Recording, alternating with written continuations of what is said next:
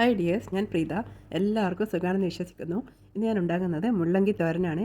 അതിന് ഒരു മുള്ളങ്കി ഞാൻ എടുത്തിട്ടുണ്ട്. ഒരെണ്ണം മാത്രമേ എടുത്തിട്ടുള്ളൂ. അത് ഇതുപോലെ ചെറുതായി കട്ട് ചെയ്ത് മാറ്റിയിട്ടുണ്ട്. ഇലയും കിഴങ്ങും ഞാൻ എടുത്തിട്ടുണ്ട്.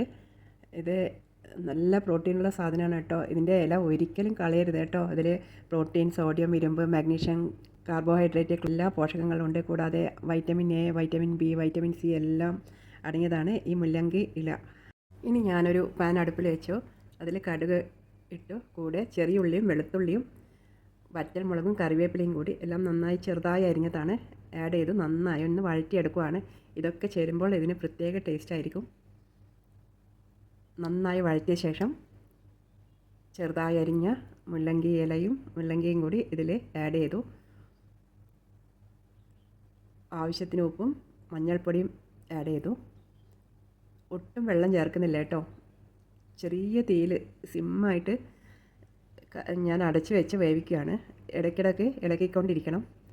ഇതിൽ തന്നെ വെള്ളത്തിൻ്റെ ഒരു അംശമുണ്ട്. ഇടയ്ക്കിടയ്ക്ക് ഇളക്കിയാൽ മതി, സിമ്മിൽ വെച്ചാൽ മതി.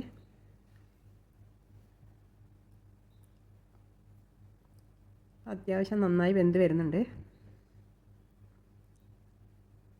വെള്ളം ചേർക്കേണ്ട ആവശ്യമില്ല ചെറുതായി വേവിക്കുകയാണെങ്കിൽ.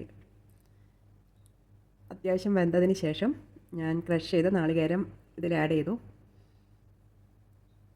നന്നായി ഇളക്കി യോജിപ്പിക്കണം.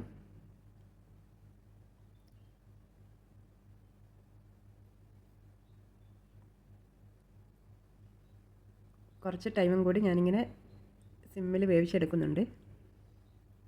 ഇപ്പോൾ ഏതാണ്ട് മുള്ളങ്കി തോരൻ റെഡി ആയിട്ടുണ്ട്. അപ്പോൾ നല്ല ടേസ്റ്റാണ് കേട്ടോ. ചെറിയ ഉള്ളിയും വെളുത്തുള്ളിയും ഇതൊക്കെ ആഡ് ചെയ്തുകൊണ്ട് ഇതിൻ്റെ ആ ഒരു പച്ചപ്പ് മണമൊന്നുമില്ല. കഴിക്കാനും നല്ല ടേസ്റ്റ് ഉണ്ട്. ഇതുപോലെ നന്നായി വെന്തിട്ടുണ്ട് കണ്ടോ. ഒട്ടും വെള്ളം ചേർത്തിട്ടില്ല. അപ്പോൾ മുള്ളങ്കി തോരൻ റെഡി ആയിട്ടുണ്ട്. ഇതുവരെ കഴിക്കാത്തവരും ട്രൈ ചെയ്യാത്തവരും ഒന്ന് ട്രൈ ചെയ്ത് നോക്കൂ. ഇന്നത്തെ വീഡിയോ ഇത്രമാത്രം.